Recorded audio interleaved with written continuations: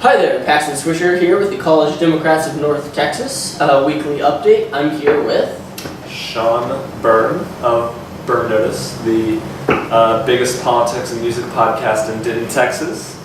Check us out on SoundCloud. And we are perpetually about to get on iTunes, so that will happen at some point before time ends. Fun fact, local celebrity Paxton Swisher got his start on that podcast. That's right. So I created Paxton Swisher. So definitely check that out. I am, a guest every once in a while, and Including on the upcoming episode. Which we haven't even filmed yet. No. Give me your favorite. Okay, the issue you care about most in policy. Your favorite ocean. And your favorite animal. Okay. Issue I care about most is healthcare. Which works out. We're going to be talking about that. Yeah, the most important issue is probably global warming, but I'm not like, I for some reason healthcare is like the most visceral issue. Right. Well, it's more interpersonal because it's actually like people suffering immediately. Yeah. Yeah. And I just think that it's such a shame that we're the only industrialized country in the world that doesn't have like a universal healthcare system. And for Christ's sakes, like a lot of countries that are like, less developed than ours even have it. And it just blows my mind that the United Kingdom has had it for almost 70 years. Wow. They established their single payer system in 1948. Dang. So it's like, what the hell? Yeah, exactly. This, right? Yeah. Anyways. Favorite ocean? Favorite ocean? I love this question. I'm going to be a contrarian into the Indian Ocean. The Indian Ocean? Yeah, it's underrated. It's underrated. Okay. And then my favorite animal is the thylacine, also known as the Tasmanian tiger. Oh. Is it Tasmanian devil, or is that different? No, that's different. Okay. Yeah, the Tasmanian tiger actually went extinct in 1936. Oh my god. But they that's cheating. This animal does not exist anymore. Oh come on. But their jaw, they had a jaw span of like they could make their jaws like a 90-degree angle. Oh, that's crazy. They had the longest jaw span. The last one, pictures are really cool. But yeah, the last one died in captivity in the mid-30s. Also, if it's extinct, that means that I could be like, oh, my favorite animal is a T-Rex. So, just saying. The dodo bird. As you can see, we've made an upgrade to the show. We have coffee mugs now, filled with coffee. Yep. This is I did not put alcohol. Still same old green screen. So, Sean, if you would, do you mind turning on the green screen? I'm going to do an incantation to do it. Oh, fierce. Yeah. That was fierce. Yeah. All right. So our wider topic for today is Very white. Very white. Oh, why? Yeah. Sorry, that was a weird joke. No, but is a lot of white guys made this topic. Yes, exactly. Is the revised Senate healthcare bill and that ongoing story. So they are changing it up, trying to get it passed. There are still detractors from obviously the left, not enough in my opinion, like they're vocalizing, but and then detractors from the right as well. Ted Cruz and Rand Paul are still saying it's not terrible enough. But it's not. This is not that different from Obamacare. Right? They're like, I want to repeal Obamacare. This is the same, which we've known from the CBO and other, analysis that no, this is horrible. This is like, we're progressives and we want a single payer system. Far worse, obviously. So if it wasn't political suicide, people like Rand Paul and Mike Lee and Ted Cruz would just repeal the whole thing and not replace it. Exactly, that's their end goal. Oh yeah. Really, and so they're just trying to find a back door way to do it. Yeah. And in the process blame Democrats. Like there's a clip of Ted Cruz talking about how I've fought for everyone said Obamacare raising premiums like it was terrible, and I've fought to like get this to help these people, and I'm like, you are adding in resolutions into this bill that are directly harming people. You're not. So he's just such a snake. Beto O'Rourke, 2018. That's right. Get Ted Cruz out. But yeah, so it still cuts Medicaid. And a lot of the cuts to Medicaid wouldn't take effect till 2024, when they would probably conveniently go on Fox News and other conservative outlets and just talk about how it's whatever Democrat is, kind of the face of the party, then they'll be like, it's their fault. But think about the logic of that in my head, right? Okay, so let's say Trump is still in office by 2020. Let's say he loses to whoever the Democrats put up. Mm-hmm. In 2024, it's an election year. Medicaid cuts, come in, right? And presumably there's a Democratic president running for re-election. I don't know. It seems like a weird time for those to. Yeah. It could blow up in their face. There are a lot of different ways. Mm-hmm. This is another stat that I saw the Young Turks video on this, that 1/3 of the state of West Virginia is on Medicaid. Yep. 1/3. That's why Shelley Moore Capito, who is not really a moderate, but who the mainstream media claims is a moderate, right, is actually concerned because. Is she up for re-election next year? Or no, that's Joe Manchin. Shelley Moore Capito is probably up for re-election in 20 or whatever. But still, she's concerned because she, this really affects her state in particular.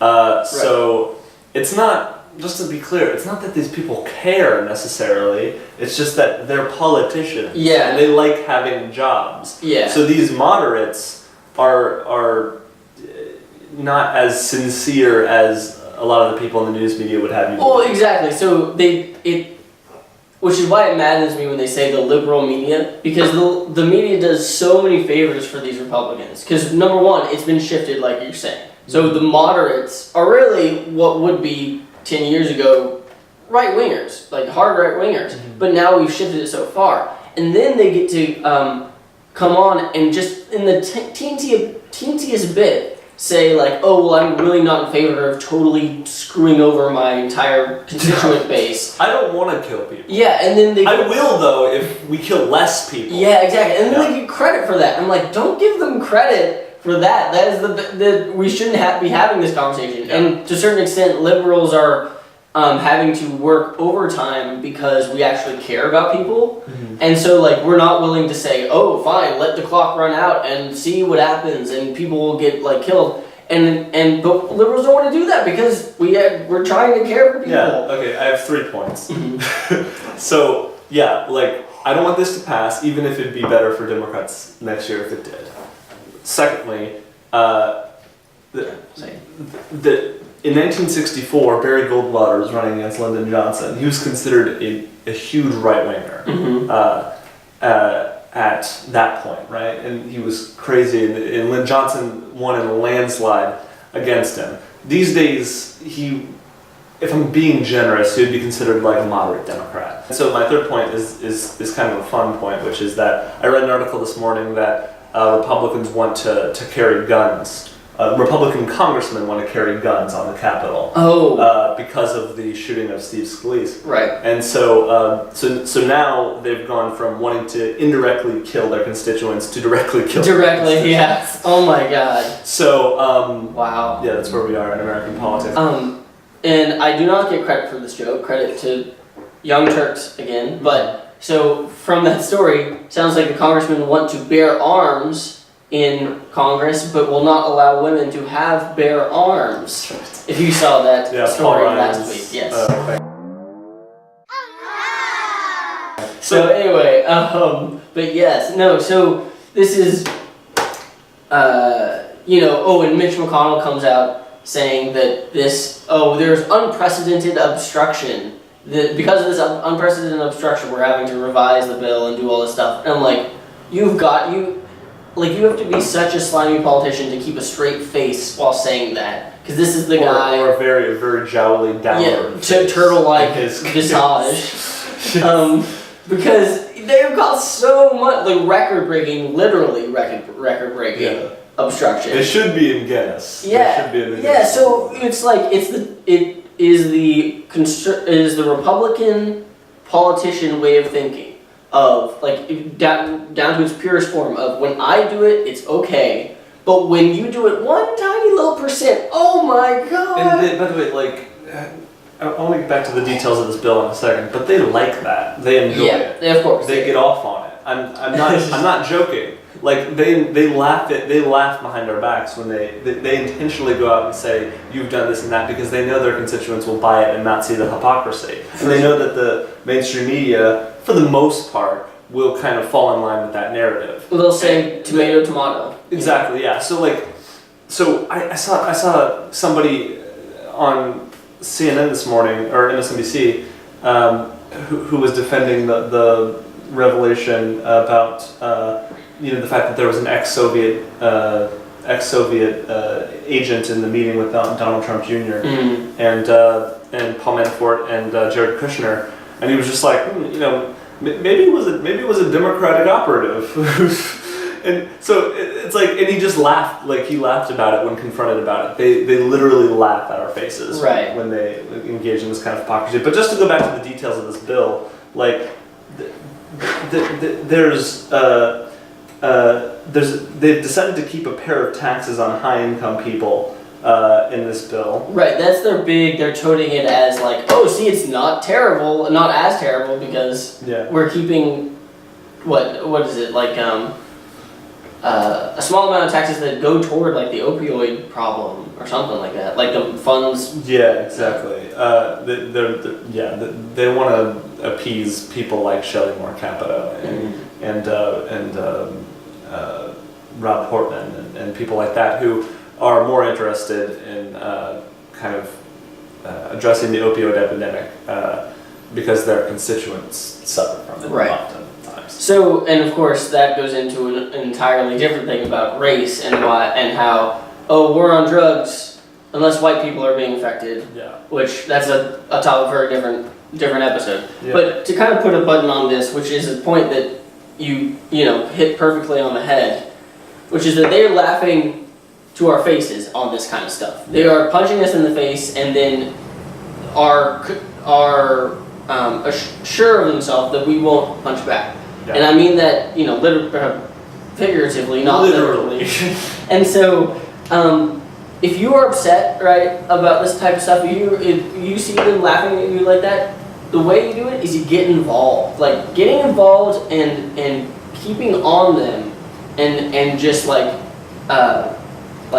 showing them that, oh no, you're not going to get away with that because you're actually in the wrong and that, I'm going to win and in the long run. And I think this goes also to that I think one of the biggest legacies of the Trump presidency is going to be, in one way or the other, a giant tax cut for the rich. Yeah. Giant tax, that's what he's working on, and which is so, like, when you think about it, it's like, oh, of course he would do that, but we need to work hard to make sure that that the mainstream media talks about that Trump supporters, former Trump supporters, kind of switch because you're like, look, no matter what kind of issues, if you want a border wall, you want all this stuff, Trump is just here to screw you. Yeah. and kind of. Yeah, and okay, so many points on that. Mm-hmm. So call Senator Cornyn's office. I would say, he's very, very, very conservative, but still, I would say do it. It's more worthwhile than calling Senator Cruz's office. Yeah, don't call Cruz. Who would never, actually not support a bill because it's, draconian or too draconian.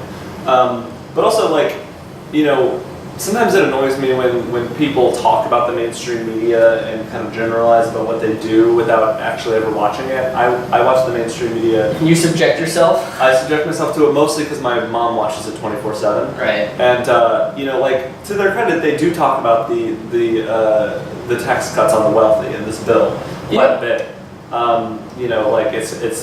It's not in the language that we might like. Exactly. That I think they do it in the very professional kind of this does not upset me type of tone. Right. And so if it doesn't upset them, it shouldn't upset us. That's why I like people get agitated because it's like, oh, this is an issue that affects people. Yeah, absolutely. But but like you're saying, they do that, and my parents also watch mainstream a news I found out that my dad watches Joe Scarborough in the morning while he's shaving, and I'm like, you watch Joe Scarborough? He's like, oh, I just put him on in the morning. I'm like, oh. Everyone in Washington, by the way, watches that show. Of course, and they don't think he's right at all. They think he's a Democrat, but he's fucking conservative. He was literally a Republican congressman. Yeah. Okay. But they think, and for a little dose of the left, I go to Joe Scarborough. Joe Scarborough's MSNBC's a token liberal now. Morning, Joe. So and also just to put a button, put a button on this before we move on, is that like the Medicaid cuts aren't gone, right? They're still there. Mm-hmm. Like what would motivate any Republican who was already against this bill to now be for it? I mean, like maybe there's political cover, but where? Well, they kind of showed their hand a little bit in exposing what this bill is actually for, which is tax cuts for the wealthy. Yeah, by getting rid of one. But yeah, they're like, okay, one of them. They're like, if we want people to let us pass this, we have to that's the part they focus on, not healthcare. It just kind of shows they are even just thinking in their own brains, like, oh, well, this really has to do with tax cuts. It's not about healthcare. It's like, the Democrats care about people, right? Yeah, and just another thing though, like, why would removing those cuts, or why removing that tax cut, make a lot of these Republicans more likely to vote for it? I mean, maybe the political cover is there, but they want those. It's just that the deep draconian level of losing insurance is the problem. But yeah, like the political ramifications of it. Once again, it's not because they're moderates; it's because they're politicians that this bill might. Don't give them credit. And so after the August recess, which has been delayed now, we're basically already in 2018, and at that point it becomes even harder for any bill like this to pass. So their calculus has to be like, their best case scenario is breaking a major promise on healthcare and not passing this thing. Because their worst case scenario is even worse than that. So they have a lot of bad options right now, and they might end up taking the one that's the least bad. Yep. Well, awesome. We'll go ahead and pivot to our local story. This is an article out of the Denton Record Chronicle, written by Julian Gill, and it is about the commissioners from the County Commissioner's Court in Denton, saying repairs for the sidewalk around the courthouse on the square are on the way. Now, this has some stuff to unpack within that, and I'll preface it by saying we're still doing it in the summer, but when the school year starts, we're going to be doing it in full force every Tuesday morning at 9 o'clock at the square at the courthouse. They have the County Commissioner's Court, and then members of the College Dems, College Democrats of North Texas, we go there in support of removing and moving, I guess, the Confederate statue that is now on our square. If you are not aware, if you're not from Denton, we have a beautiful square in the middle of town with a beautiful courthouse and cool shops, and we're a college town, so there's lots of people playing instruments, and they're fun places to go eat, and there's a record store over there. There's a record store. There's a lot of good options there. There's recycled books that is cool. It goes down like 3 different layers, and you can find crazy books in there. In the middle of it all is a giant statue to our Confederate soldiers. Our Confederate soldiers. And it has a little statue of a Confederate. Our Confederate soldiers. And it says, it's put in place by the Daughters of the Confederacy, which was a group of women back post-Civil War, I guess, who kind of thought it was a good idea, to put up all these memorial things. And you'd think that this would be easy to kind of get rid of.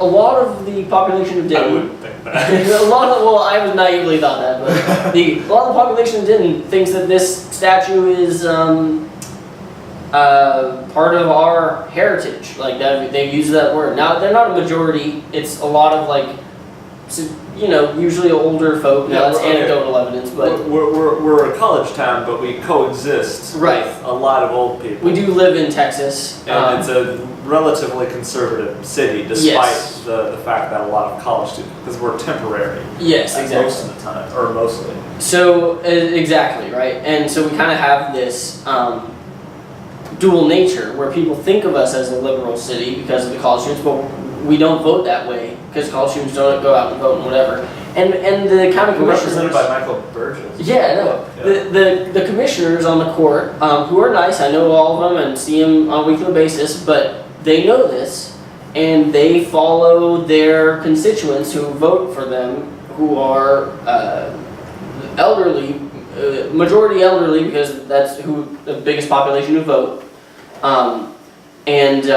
They do right now don't want to move the statute. They think it's a BS issue. And there are so many different ways you can attack moving that statute. So come on down on Tuesday mornings at 9. First of all. Well, like the Union soldiers who actually love this country. Right. Well, that's the thing. Because I mean, like on Memorial Day, for example, there's a dude driving around in a big truck with a big Confederate flag flying behind it, and I'm just like, you realize that those are the guys we fought against, right? That's not America, but they conflate that with America, and so beyond fighting the clearly racist, not even undertones, just tones of this overtones to this issue. There's also I've to try and kind of find different ways to get people on our side. Talk about how this is really valuable property. And the property value is decreased by having a Confederate statue across from you. There's an awesome burger place called LSA that is very awesome. It has live music and everything, but it's directly across from this Confederate statue. I'm sure that affects property value and all that type of stuff. So there's a whole thing to be made. Now, why does this story connect to that? Well, there's a very admirable woman named Susan Vaughn. And unfortunately, and I'll read from the article now, in January of 2016, Denton resident Susan Vaughn fell face forward after her toe got caught in a cracked portion of the sidewalk, and she paid $9,000, including cost of surgery and follow-up care to repair the damaged teeth. And then 3 months later, another Denton resident, Yvette Spicer, suffered a broken arm when she tripped and fell on the sidewalk. So the sidewalks could use an update. Both women for months urged, the county commissioner's court or city council, whoever's in charge of the sidewalk, which became a contentious issue, to repair it, and nothing was done. Specifically, Susan Vaughn is still going to county commissioner's court meetings while she's suffering from stage 4 cancer and chemotherapy and stuff, and she's really admirable. I mean, to see her talking, she's also a really good public speaker. So when she speaks at the council meetings or the commissioner's court meetings, I mean, it's pretty powerful. And it's a simple thing. They said they would do this. They have not done this. The other thing, though, where it ties in is because they've told me on numerous occasions that they cannot mess with the sidewalk, mess with the statue, mess with anything because it's a historical district. And so now they're, quote, that once we receive the State Historical Commission's approval, complete the design and bidding process, we'll begin construction on the sidewalks. And this is Eads, Commissioner Eads, talking to the reporter on this. So, they're nice people. They're the commissioners, and I'm sure they wanted to get this done. But this brings a question of this would be the prime time in one fell swoop to also move that statue because they're going to be tearing up the sidewalk that it's standing on. Yeah. So I've contacted the Texas Historical Commission, and they said, oh yeah, they can move it. They just have to ask us, and they didn't put in that effort to ask. So this would be a great time if you're a Denton resident to kind of swell our support of moving that statue to a museum, which is literally 50 yards away. The museum is inside the court. It's a really cool museum. You should go in there. It has a lot of cool old weapons from like the Civil War days. And it should be in the museum because in the plaque should say, "Hey, yeah, we used to idolize these people, right? These traitors who rebelled against the U.S. government to protect slavery." Now, like. Did the Union fight the Confederacy to abolish slavery? No, right? But like we shouldn't, like, even putting that aside, we shouldn't glorify like an army that openly rebelled against the U.S. government. Imagine if there was a statue in Denton Square of Benedict Arnold or just a British soldier or King George himself, like. People would hate that. Right. It's we fought against them. So I brought this issue up at a kind of like meeting during a city council campaign a few months ago, and an older man got up immediately after and was had his feathers ruffled, to say the least, by my comment. Or it wasn't even a comment. I wrote in the question. I said, "What would you do about the Confederate statue?" The most benign thing ever, right?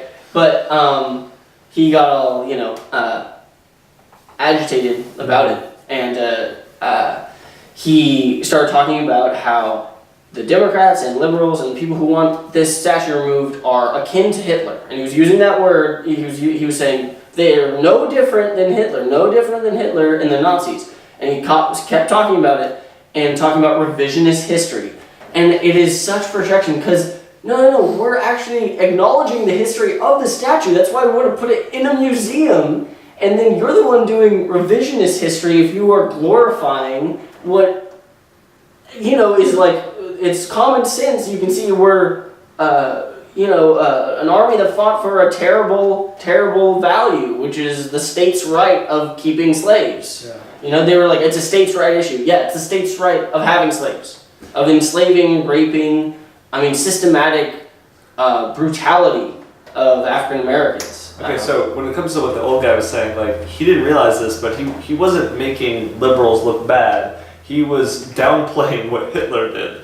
When you think of Hitler, you probably don't think, "Oh man, that's the son of a bitch who tore down that statue." No. He's the son of a bitch who murdered 6 million Jews and 12 million people in total, and tried to take over all of Europe.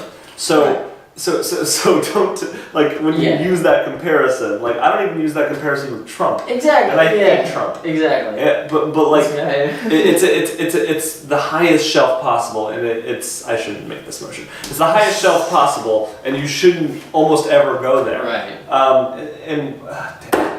I wanted to catch up with that man afterward, and I, tried to talk to him, but he left. Immediately after, it was too much for him.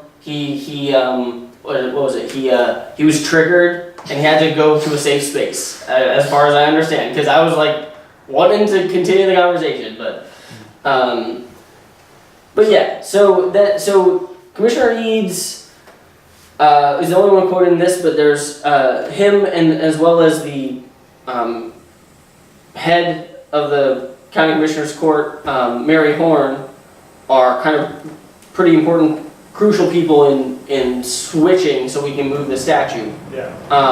And she sent me a letter detailing why they won't move the statue after I've spoken to her and stuff. And so I think if this is a prime time to push on the issue and say, look, you're already doing the construction work, just move it into the museum where the other Civil War memorabilia is already there, right? Like, there's no reason why you have to walk around it when you are walking down the sidewalk to go get a slice of pizza and ice cream. Yeah. Like, that's crazy. Like, you have to walk around this giant, and we're talking, it's 15 feet tall about, 10 feet, 11, between 10 to 15 feet tall. Got a statue of a Confederate dude, and they have kind of conceded to the compromise, and I put that in quotes, of putting up other statues of other cultures on the square, which I think is like, number one, they haven't done anything to actually make that happen. Number two, Yeah, so it's just a plan at this point. Yeah, it's not even a plan. It's not even put in motion. It's just words, right? And even then, it's like, then you're gonna be putting these, like, because there's talk of like Martin Luther King and other people, but then you're putting these like other like people who actually worthy of looking up to and respecting, Peaceful people, on the same level as just a statue for Confederate soldiers. And yeah. How about this compromise?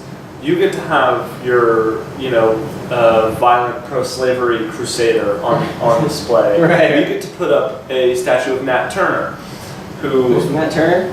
He was the slave who rebelled again. Oh, in 1831. Right. Okay. He led a slave uprising that killed 60 white women. Right. 60 white women and men, I believe. So I wouldn't want like his statue up necessarily because he's a murderer. Yeah, exactly. But if we're going to talk about, doing, yeah. and obviously they would lose their shit if that happened. So the double standard is pretty obvious. Yeah, and they've also put the claim of, well, we don't want to spend the money. Putting up multiple statues would even cost more money. So it's like, which is why they're not going to do it. Right, exactly. So it's like, just move it into the museum. It's so simple. It's right over there. They did it in South Carolina. And they're afraid, exactly, and they're afraid they're going to state house. They put it in a fucking museum where it belongs. And their big thing about that has been, we were afraid we're going to damage it. It's too fragile. You're now putting into plan, busting all the sidewalk on which the statue stands. The statue literally is in the middle of the sidewalk. It could break. It could. This is all. So it's like, this is the perfect time. How long has the statue been up? Do you know? Been up? Yeah, I mean, since right after the Civil War. Really, that long? Well, the daughter. I mean, I read the little plaque thing about the Daughters of the Confederacy, and I think they were like a charity group after the war that were like doing nice things for the fallen soldiers of the. I mean, it's really, really ancient, right? It's a. Very old. Yeah, they do have a plaque that's on the back of it, a small plaque about yay big, just saying, oh, this is a product of its time.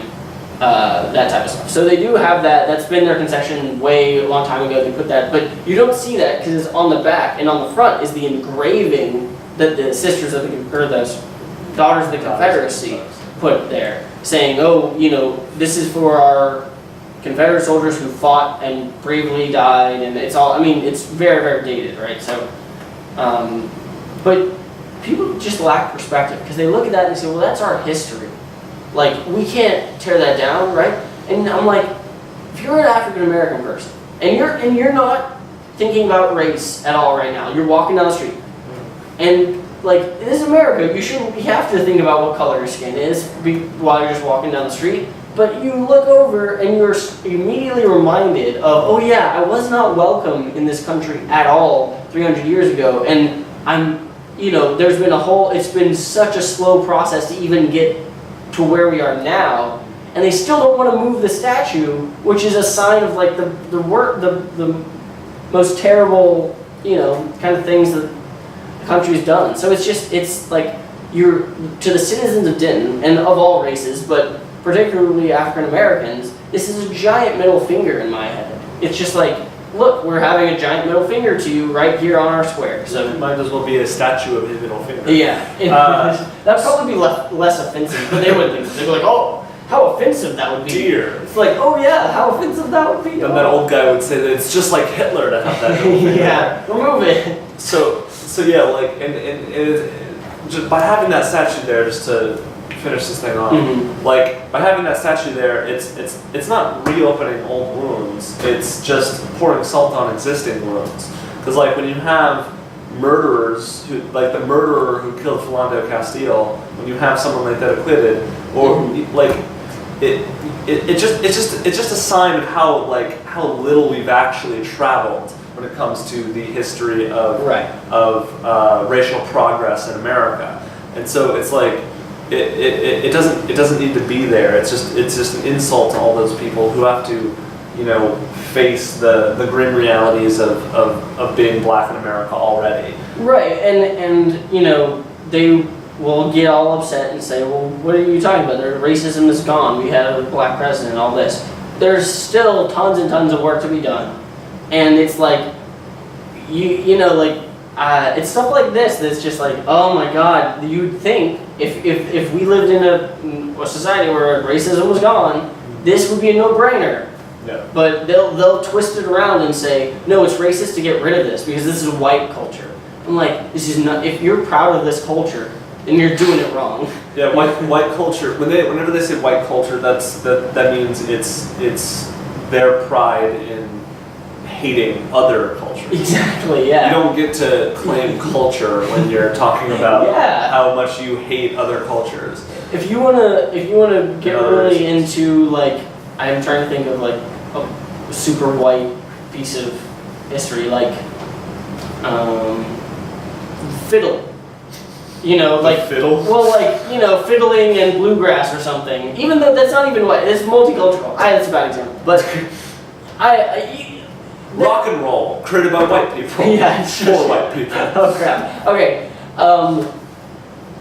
One thing is definitely not white culture, and not on my watch. It's not part of white culture. Is this statue? So definitely again Tuesdays at 9, Denton County Commissioner's Court, which is in the courthouse on the square on the second level, and you got to get there right at 9 because otherwise you kind of have to walk in while it's in progress and everyone's like annoyed by it. Yeah. I'll put a pin in this from a quote from Susan Vaughn herself. In the midst of her efforts, now she said she just wants the commissioners to formally announce the progress during their regularly scheduled meetings on Tuesdays. She says, I'll be encouraged when the county actually comes before the public and commits to replacing a sidewalk, she said. So she doesn't really trust them yet. She says, I'm slow to trust them, but I certainly have a wait and see attitude. Again, super brave, an awesome lady, because she is like in a time in her life where most people would just be like completely despondent. Right, despondent, or like understandably focused on their own stuff. She's still like, no, look, I want this to change. I don't want other people to trip on the sidewalk, and yeah. So great people plant seeds for trees they will never see. That's a good quote. Who said that? I don't know. Oh my God. Not me. That's an awesome quote. Me, but I'm gonna have it like panned over this. All right. Well, Sean, thank you so much for coming on, and enjoyed it. We'll look to the Burn Notice podcast, and I will be on the next episode, which will be posted on Tuesday. That was. Blah blah. Yeah. Oh, thank you for coming on.